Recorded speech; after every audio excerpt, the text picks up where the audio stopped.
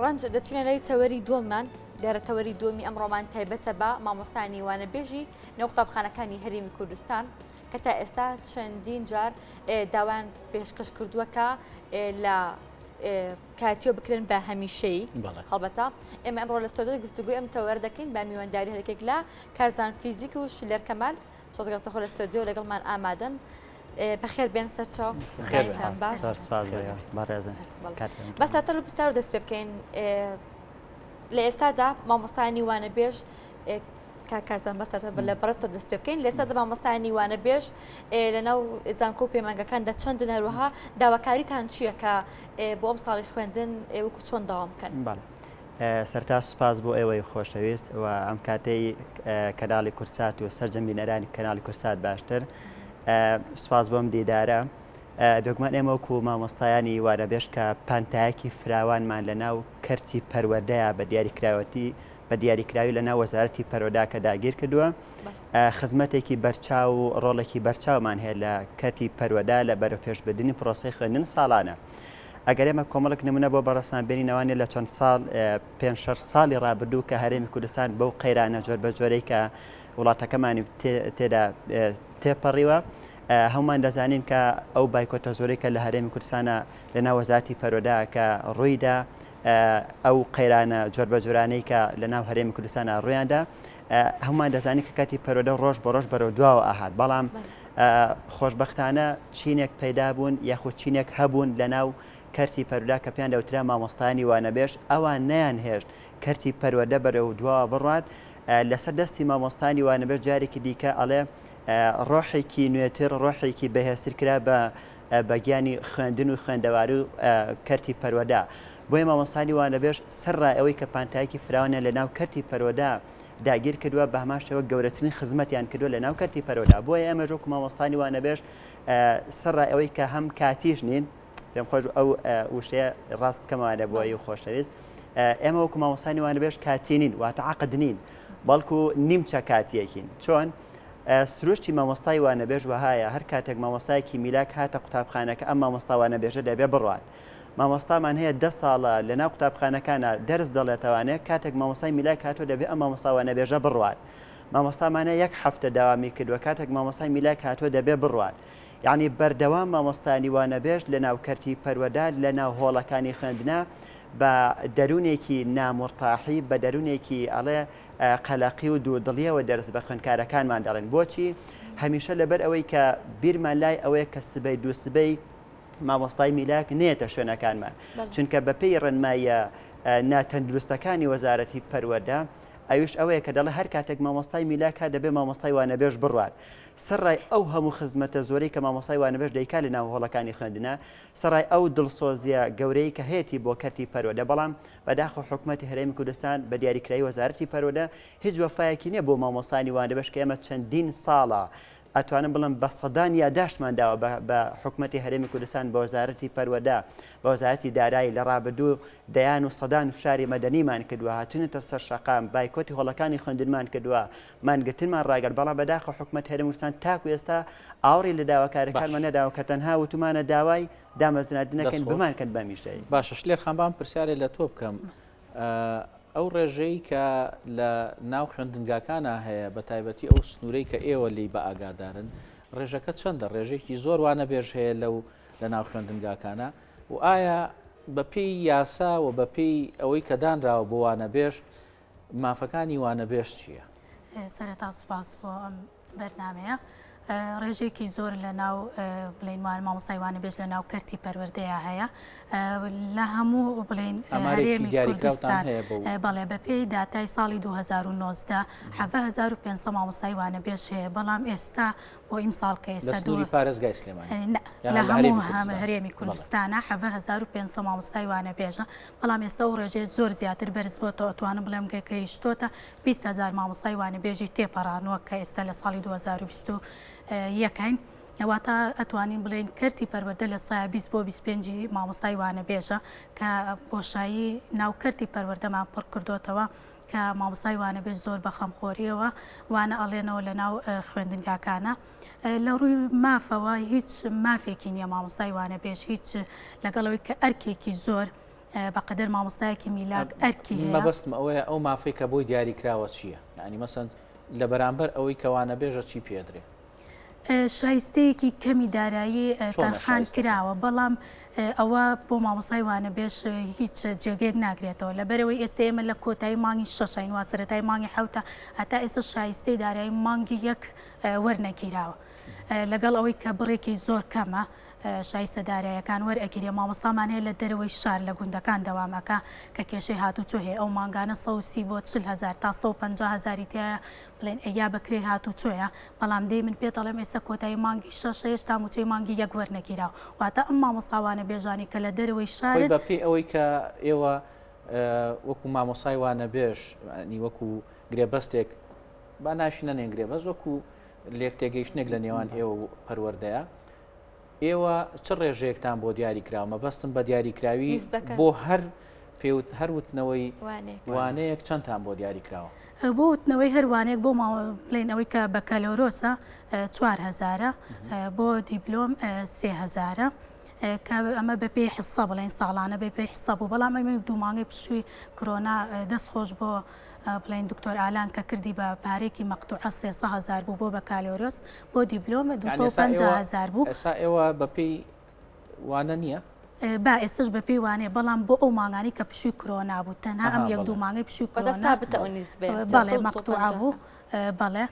بەڵام وەکی تر کە دەوام بڵێن سابت بێ و تەواو بێت دەوام بەپێی حساب ئێوە هەموو مانگێک ئەبێت یعنی بەپێی ئەو یاسایی کە لە پەروەردەیە هەیە هەموو مانگە بێ شایستەکانی خۆتان وەرگرن، یعنی بە مانگانەیە خۆی بە مانگانەیە بڵێ ئەبوو هەموو مانگێ وەرگیرایە، بەڵام لەبەرەوەی هیچ شتێک لە بینی بڵێن مامۆستای وانەبێژ و پەروەردە و وەزارەتانیە دابەشی ناکات وانە ئەڵێنەوە نووسراوێکت نییە هیچ شتێک لە بینی بڵێن مامۆستای وانەبێژ و وەزارەتانی. کاتەش لە خانشەوازی وەرگرتنتان لەناو خوێندنگەکانتان لەسەر چ بنەمایەکە یاخۆ مەرجەکانی چین کە ئەو مامۆستاوانە بێژانە لەناو خوێندنگەکاندا دەرزەڵێنەوە؟ ئەو خوێندنگایی کە بڵێن مامۆستای میلاکی نییە ئەیتر بە هەر هۆکارێک بێ ئەوەی کە نەیبێتەوەی کە ئیجازە بێت بە مامۆستای وانەبێژ پڕەکرێتەوە دائەنرێت. مەرجەکانی مەبەستم بوو مەرجەکانی چین؟ مەرجەکانی ئەو مامۆستایانی کە لەناو خوێندنگەکاندا دەبێت دەرز بڵێنەوە مەرجەکان بۆ دیاری کراوە؟ ینی مەبەستی پرسیارەکەی چاوان لەوەیە ئایا ئێوە بەپێی پسپۆڕی یا بەپێی چۆنە بەپێی پسپۆڕیە؟ بەڵێ بەپێی پسپۆڕیە نا بەپێی پسپۆڕیە هەر کەس لە بڵێن ئەو بەشەی کە تەواوی کردووانە ئەڵێتەوە بۆ نمونە سە من بۆ خۆم مامۆستای وەرزشم لە خوێندنگەیە کە مامۆستای وەرزشی نییە لەوێ دەرزەڵێمەوە ئەو بۆشایان پڕ کردوت. باش کاک کارزان با پرسیارێک لە جەنابتان بکەم ئەوەیە چەند ساڵێکە دامەزراندن لە هەرێمی کوردستان نییە بە شێوەیەکی گشتی و ئەمەش ینی یەکێک لەو وەزارەتانی کە گرفتی زۆری بۆ دروستکەوە یەکێک لەو ناوەندانە ناوەندەکانی خوێندنە. ئێوە ئەڵێیت مامۆستامان هەیە ساڵانێکی زۆرە وانەبێژە ینی هەیە 10 ساڵە وانەبێژە، چی کراوە بۆ ئەوی کە ئێوە ببن بە هەمیشەیی یاخود داواکاری هەبێ بۆی کە ئێوە هیچ نەبێ قۆناغێک بچنە پێشەوە و گرێبەستان بۆ بکرێت؟ وڵا پێشوی جابی پرسیارکە بەڕاست بدەم و ئیزافەیەک بە قسەکانی پشتە مامۆستاش لێر باسی مافی مامۆستای وانەبێژ کرا. مامۆستای وانەبێژ هیچ مافێکی نییە، بۆچی لەبەر ئەوەی کە مامۆستای وانەبێژ ئەرکێکی زۆر جەبەجێکە لە ناو هۆڵەکانی خوێندنە، بەڵام هیچ مافێکی نییە. من کۆمەڵک بەراوردکاری ئەڵم هەم بۆ ئێوەی خۆشەویست و بۆ بینەرانی عزیز کە فەرق و جیاوازەکە لە بینی مامۆستانی میلاک و مامۆستای وانەبێژ، چونکە مەزانی لە ساڵانی ڕابردووە 4 جۆری سەرەکی لە مامۆستا هەبوو لە ناو کەرتی پەروەردە. مامۆستای میلاکمان هەبوو، مامۆستای وانەبێژ هەیە، مامۆستای گرێبەست هەبوو، لە کەوانەیە کە مامۆستای خۆبەخشیش هەبوو تقریبا تا ڕادەیەک زۆر فەرقێکی وانە لەگەڵ مامۆستای وانەبێژە، بەڵام ئەو خۆبەخشانەی کاواتە بەبێ وەرگرتنی هیچ شایستەیەکی دارایی. واتە سەر ڕای ئەوەی کە چینایەتێکی زۆر لە ناو کەرتی پەروەردە بوونی هەبوو مامۆستایان کرابوون بە 4 چینەوە، لەگەڵەوەشا فەرق و جیاوازێکی زۆر ئەکرا. من کۆمەڵک فەرق و جیاوازی باسەکەم، یەکێک لەوانە لە ڕووی شایستەی دارایی وەلەو کێشەی ئێمە بچووکی ناکەنەوە لە شایستەی دارایە ئەو مافێکی سەرەتاییە، بەڵام مامۆستانی وانەبێژ کە مامۆستانی میلاک کە هەموو سەری مانگێک بۆ نمونە ئەم دوو چەند ساڵی ڕابردوو تا ڕادێک 2 مانگ 3 مانگە تاخیرە بوو، بەڵام مامۆستای محاضر بە 6 مانگ جارێک یاخود زۆر جار ساڵ تاوا دەبێت اینجا شایستەی دارایی وەرەگرێت. ئەمە یەکێک لەو فەرق و جیاوازانە. دووش مامۆستانی وانەبێژ هەر کاتێک ڕۆژانی پشوو عوتڵە بێت ئەوە بۆ مامۆستای محاضر حساب ناکرێت، لە کاتێکدا بۆ مامۆستای میلاک حساب دەکرێت. مامۆستانی وانەبێژ تەمەنا دەکەن ڕۆژە لە ڕۆژان عوتڵە نەبێ بۆ لەبەرەوەی زەرەرلی لێدات چکە ئەو شای سێدارایی کە وەری دەگرێت بە پێی بەشەوانەکەیت ئەگەر ڕۆژە تۆ داوام نەکەیت وەرحساب ناکرێت بۆیە بۆ ئەوان پشوو باشە بەڵام بۆ ئێمە پشوو خراپ ئێمە تەمەناکەن ڕۆژەڕۆژان پشوو نەبێت و هەروەها مامۆستایانی محاضر ناتوانن مۆڵەت ئیجازە وەربگرن لە هۆڵەکانی خوێنن مەگەر بۆ منە بەڕێوەبەرێک لە دڵسۆزی خۆی بڵێ قەیناکە من ئیزنی تۆ دەم ڕۆژە دوو ڕۆژ یا حاڵەتێکی پێداویستیا بێ یەک شتی تر کە زۆر بەڕاستی جێگەی چۆنەڵێ مناوێنم شەرمەزاری بەداخەوە وشەیەکی جوانیش نییە کە بێڵم بەڵام هی وشەیەکی تنیە کاڵی بژێرم یعنی مامۆستانی وانەبێژ کە ڕێژەی لە 120 بۆ 25 کەرتی پەروەردەیان داگیر کردو و ئەو خزمەتە زۆریان کردووە لەلایەن وەزارەتی پەروەردەوە ئەم ساڵەکە سوپاسنامەیەک لەلایەن پەروەردەی قەزاکانەوە بۆ مامۆستانی قۆناغی دوانزەکان هات ئەو سوپاسنامەش تەنانەت مامۆستانی دوانزەی کە مامۆستانی وانەبێژ کە قۆناغی دوانزان ئەوتەوە شمولی نەگوتیان ئێوە پێویستان بە سوپاسنامە نابێت چکەوە ئێوە مامۆستای دامەزراو نین یعنی بەڕاستی ئەمە ئەومان پێدا لە چینایەتێکی زۆر هەیە لە ئەگەر مەسەلەن ڕوونکردنەوەیەک هەبێت لەسەر ئەوە سوپاسنامە ئاراستەی مەسەن ئەو کەساناکرێت کە دامەزران چکە چێتەمە لەفیانە بەڵام بۆ ئێوە لەوانەیە لایەنە معنیەکەی زیاترکاریبیستم ئەوە بڵێم ڕاستە بۆ نمونە مامۆستانی میلاک کاتێک سوپاسنامان دەبێت لە ڕووی بەرزکردنەوەی پلە و با بڵێن سەرموچە و کۆمەڵشتیان بۆ حساب بکرێت بەڵام لە ڕووی لایانی معنەویات و ئاها لە ڕووی لایانی دەرونی ئەم مامۆستا پێ خۆشە تۆ سوپاسنامەیەشی پێڕەوا نبینی دیتر یعنی چی پێڕەوا دەبین چۆن چاوەڕێەوە بکات کە تۆ دایمەزێنی ئەمە خاڵێک بەنسبەت ئەوەی کە داواکاریمان بێگومان ئێمە لە 5-6 ساڵی ڕابردوو بە دەیان و سەدان جار داوامان کردووە لە حکوومەتی هەرێمی کوردستان کۆبوونمان لەگەڵ سەرۆکاتی پەرلەمان لەگەڵ لیژنەکانی پەروەردە لە پەرلەمانی کوردستان لەگەڵ ئەنجومەنی پارێزگاکان بە تێکڕا ینی دانیشتمان لەگەڵ تەواوی ئەوەی کە پێی دەوترێ بەرپرسانی حکمی وزاری لەگەڵیانە دانیشتوین یاداشمادا بە ئەگەر بڵم لەم کابینە 111 ئەندام پەرلەمان هەیە و لە کابینی ڕابردوش هەر 111 یعنی 222 یاداشمان بەس داوە بە ئەندام پەرلەمانەکان جگە لەو یاداشتانی کە بە تابەتی دامانە بە لیژنەی دارایی لیژنەی پەروەردە لیژنەی پلاندانان ئەو بەڕێوەبەرایەتی پەروەردەی قەزاکان بەڵام بەداخەوە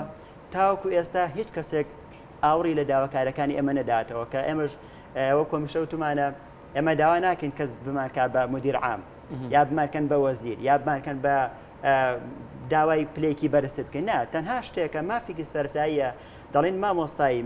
وانەبێژ دڵسۆزە بیکە بە هەمیشەی بۆی بە دڵێکی ئارامترەوە دەست بڵێنەوە مامۆستا شلێر دوا پرسیار دێمەلەی بەڕێستان ئێوە داواکاریتان چیە یاخۆ پەیامتان چیە لێرە بۆ حکوومەت بۆ لایەنە پەیوەندیدارەکان کە مامۆستایانی وانەبێژ بتوانن وەکو خۆتان باسی دەکەن بە مافەکانی خۆتان بکەن